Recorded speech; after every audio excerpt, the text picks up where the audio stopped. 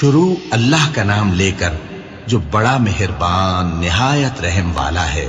اور اے نبی، ان کو آدم کے دو بیٹوں حابیل اور قابیل کے حالات جو بالکل سچے ہیں پڑھ کر سنا دو کہ جب ان دونوں نے بارگاہ الہی میں ایک ایک نیاز پیش کی تو ایک کی نیاز تو قبول ہو گئی اور دوسرے کی قبول نہ ہوئی۔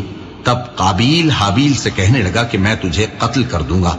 اس نے کہا کہ اللہ پرہیزگاروں ہی کی نیاز قبول فرمایا کرتا ہے، اگر تو مجھے قتل کرنے کے لیے مجھ پر ہاتھ چلائے گا تو میں تجھ کو قتل کرنے کے لیے تجھ پر ہاتھ نہیں چلاؤں گا۔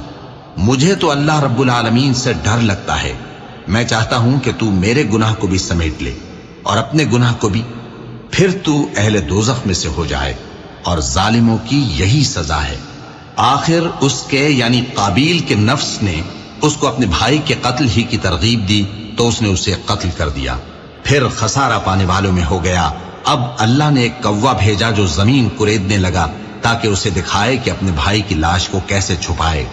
کہنے لگا، ہائے کمبختی، مجھ سے اتنا بھی نہ ہو سکا کہ اس کوے جیسا ہی ہوتا کہ اپنے بھائی کی لاش چھپا دیتا۔ پھر وہ پشیمان ہو گیا۔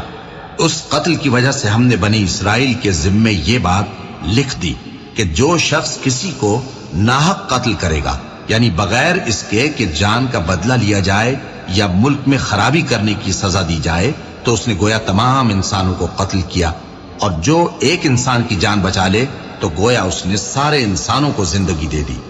اور ان لوگوں کے پاس ہمارے پیغمبر روشن دلیلیں لا چکے، پھر اس کے بعد بھی ان میں بہت سے لوگ ملک میں زیادتیاں کرنے والے ہیں۔